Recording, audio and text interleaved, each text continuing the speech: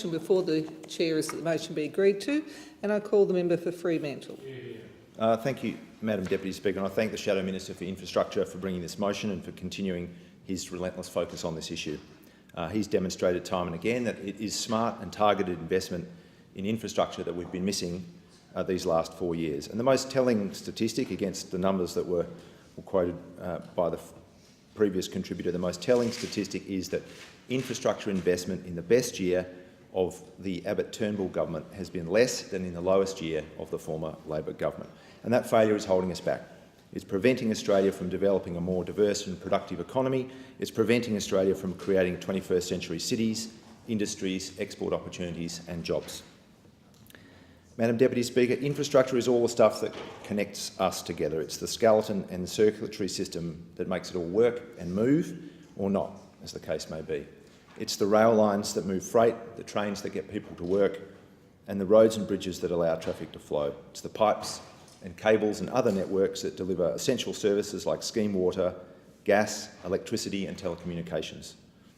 Infrastructure is the functional bedrock of our cities and our regional communities, but it's also the path into our future.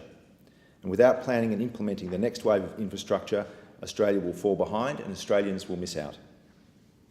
21st century infrastructure includes innovations that are necessary if we are to keep pace and keep evolving at a time of rapid change. We need investment to support sophisticated manufacturing industries like shipbuilding, especially in WA, which unfortunately appears to exist in a blind spot for this government. And as we shift further towards renewable energy, we need investment in smart grid technology and urban design that can accommodate off-grid developments, ideas that are being explored in the White Gum Valley project in my electorate.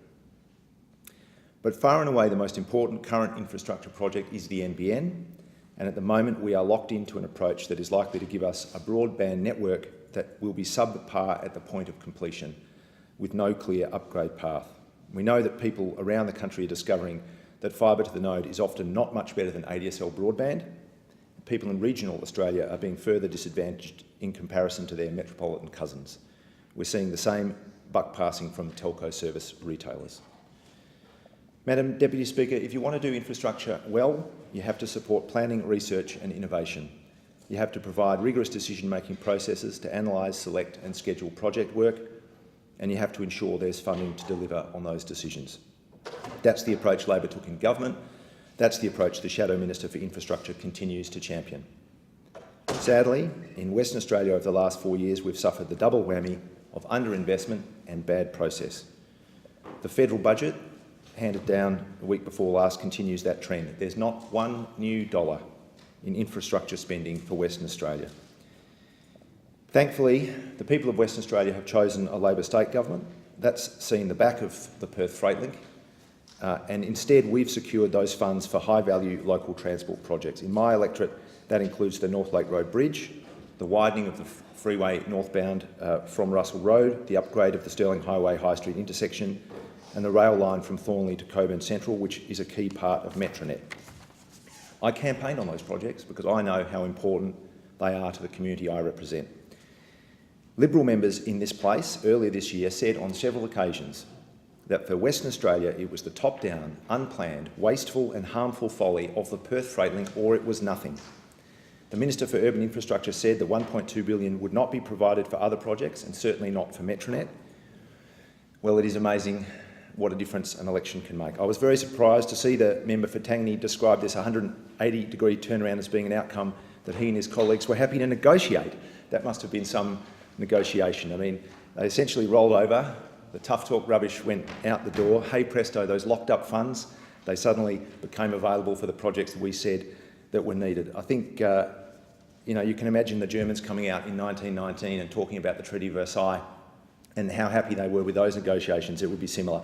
I like the member for Tangney. He's a good fellow. But I tell you what, if I'm ever in a hostage crisis, member for Tangney, please call in a professional.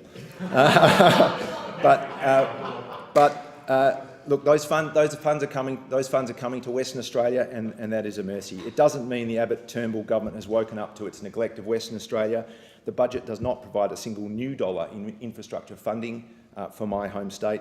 We're being dudded with the barest minimum allocation when it comes to defence shipbuilding work.